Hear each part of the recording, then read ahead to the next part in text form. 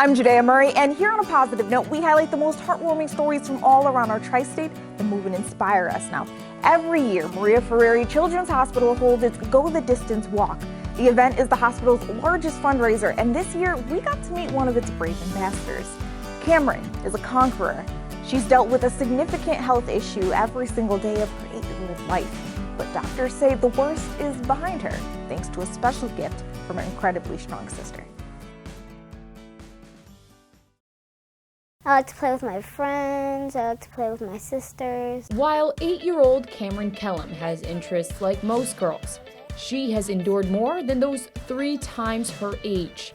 Just to see how far I've come. These beads represent her hobbies and what she's overcome. Countless x-rays, blood transfusions. Personal favorites. Money. Long before she was diagnosed with Moyamoya disease in 2020, which impacts the brain's blood vessels, she was diagnosed with Sickle Cell Disease at just a few weeks old, something the CDC estimates affects about 100,000 Americans. It's important to take sickle cell off the shadows because it's not mainly talked about. The genetic blood disorder that she inherited from her parents meant the Kellum family had to be extra careful to avoid their daughter being in pain or even damage her organs. We weren't able to just jump into a pool. Right. Because it would be too cold. We weren't able to stay out too long in the sun because it would be too hot. But now I can finally do what I want as a real child. Because in the midst of the 2020 pandemic, she went through a successful bone marrow transplant at Maria Ferrari Children's Hospital, all thanks to her sister being a perfect donor match. I can confidently tell you that she's cured of sickle cell disease. Dr. Mitchell Cairo, chief of pediatric hematology at the hospital, says, while not everyone can be cured, they have trials underway to change that. This has been a dramatic experience both for the families but also for the caregivers, being able to see them basically live life in a way that they never envisioned they could have. A New Jersey man made it his mission to run 100 miles across Long Island for a special cause. He let nothing, not even our cameras, get in the way of that. Let's take a look. Jay Sparrow isn't out for a Sunday run with friends in Bayshore. He's on a mission to help those battling Alzheimer's and dementia. I feel good. I don't feel great, but I feel good. That's pretty amazing considering he's on mile 73 of his 100-mile run. Jay is an ultra runner, and he started his trek for Alzheimer's in Montauk. Each step he takes, every mile he runs, he says, thinking about his grandmother, Ann Sparrow, who suffered from Alzheimer's, and all the caregivers who tirelessly help those suffering from this crippling disease. Well, I just think about those people that can't do what I'm doing, and I'm doing this for them, and all people that are going through a difficult time, mostly those caregivers. This is the 6th time Jay has run in the memory of his grandmother. And over that time, he's raised over $140,000 for the Long Island Alzheimer's and Dementia Center in Westbury. It's where Jay plans to end his run, and where they are working to help those with the disease and their families. The funds that are raised with this run go right to our programs and services for individuals who are diagnosed with Alzheimer's and other forms of dementia and their caregivers. Jay says his grandmother was a big influence on his life, and his father says he couldn't be more proud of his son. I don't know where he gets his ambition and determination to do that, but I respect him so much. Let's go, Jay! Let's go, Jay! And even though Jay says this run takes a toll on his body, he adds he'll keep doing it to help those who are suffering. We're all in this together. We all have a different finish line, but if we all help each other, we can get to each other's finish line. I hear that running long distances is all about the mindset, and with this kind of attitude, there's nothing Jay won't be able to do. September was Childhood Cancer Awareness Month, and to mark the end of it, students from a high school in Connecticut rallied around one of their own. I've been loving it so far. It's been a great junior year to start off. Like many students, James Spengler is thankful to be back in the classroom full-time after 2 challenging school years during the pandemic. Playing sports, running around with my friends, being a goofball. Before COVID hit, though, doing those things was something the Fairfield-Ludlow High School junior never took for granted. James was diagnosed with sarcoma, a rare form of cancer, when he was just 2 years old. After numerous visits to cancer centers all over the Northeast, James ended up undergoing 10 months of chemotherapy at Memorial Sloan Kettering. Now 16, he says he is so thankful to be standing on this field. It's just crazy to think about that there was only, at the time, 12 cases of that. I got to be the lucky 13, I guess, or the unlucky 13.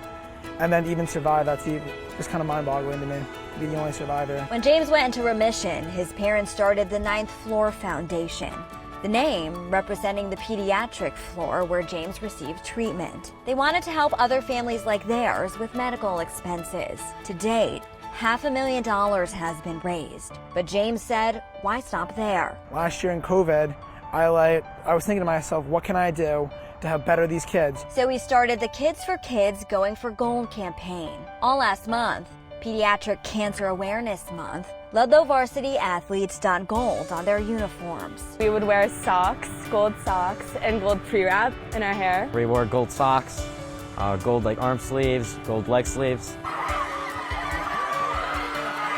The month ending with a gold out during the Ludlow-Trumbull football game. Stands a sea of gold. It was just great because we knew that we were playing for something bigger than us. Players on each team also pledged to raise $100 to benefit the 9th Floor Foundation. It's so cool because, I mean, it's not just for James, it's for every kid, and it's just knowing that any kid at any certain day can go through this. Something that will no doubt become a yearly tradition at Ludlow High, but that James hopes will make its way to other schools across the state. I think it's just been amazing to see the support from the squad. And they really understood, and they really were like, wow, I really want to help these kids and make a difference in their lives. You know what that sound means. It's time for a feel-good fact. Survival rates for cancer are up.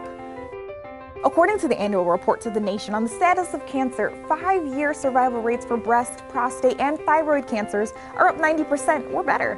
The 5-year survival rate for all types of cancers combined is now 67%. These numbers reflect the substantial improvements that have been made to technology and treatment since the 90s. And that, ladies and gentlemen, was your feel-good fact.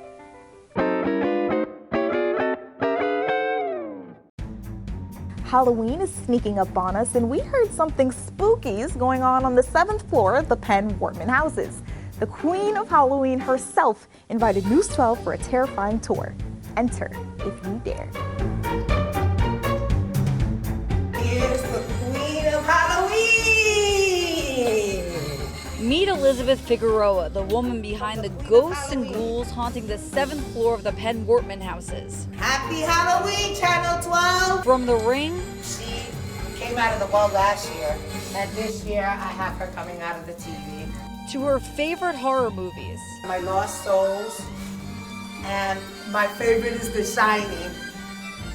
Take a walk through this hallway and you're bound to hear the spirits speak.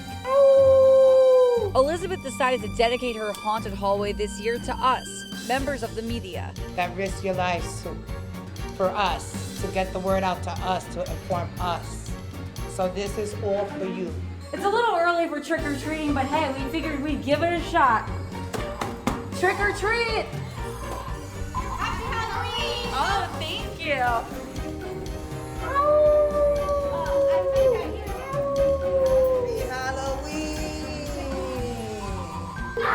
And I wasn't the only one spooked out. Like, super scary. It's officially spooky season. Enter if you dare.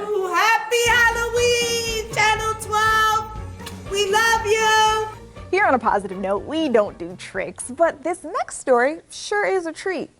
With one climb, a man from Stamford, Connecticut just made the impossible possible, proving that your only limit is your mind. Let's take a look. So I'm very proud of it. We climbed the peak, Uhuru Peak, that is about 19,400 feet. It's the hardest thing I've ever done in my entire life, but it was worth it. Every second was worth it. 59-year-old Arun Sinha is back home in Stamford after literally going above and beyond as he crossed off an item on his bucket list, conquering Mount Kilimanjaro. It's an amazing, amazing feeling. Especially because the hike came on the 3rd anniversary of quadruple bypass surgery at Mount Sinai Morningside.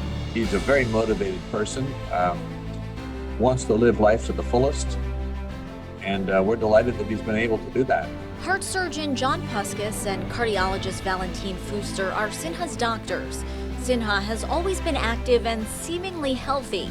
He only learned he had coronary disease 3 years ago because plans to scale Mount Everest required a stress test, which he flunked. He wanted to climb the Everest, and then it was found that he had 3 coronary arteries blocked. So instead of heading to Asia, Sinha went to the operating room.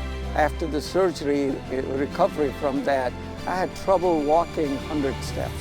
Which makes Sinha's accomplishment last month that much more extraordinary. You feel liberated. It's like your dream come true. I've never imagined 3 years ago that I would be able to do that. Sinha credits his doctors who signed off on the trip and his training. As for what's next, He told me he hasn't given up on Mount Everest. I told him he has to go speak to Dr. Fuster about that one. Yeah, maybe I will train you, go with him.